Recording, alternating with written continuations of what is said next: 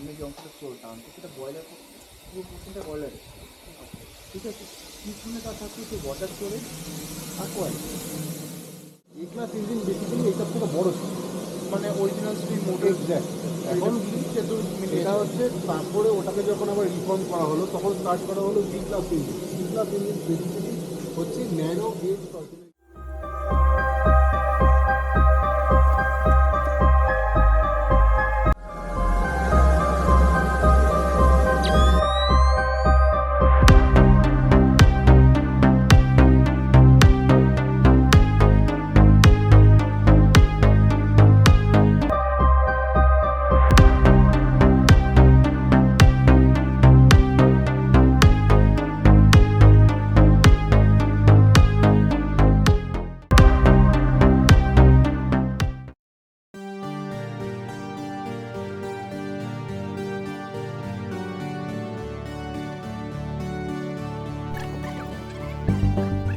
এখানে কিন্তু আগে মনাস্ট্রি ছিল না। এখানে শুরুতে এই নিচে যে জায়গাটা দেখা যাচ্ছে, এখানে হচ্ছে এক একটা মানে লেপচা ওরা ওই ইয়ের আওয়াজ ওরা বিরক্ত হতো, কারণ চার্চ জিনিসটা সবসময় শান্ত নিস্তব্ধ জায়গা।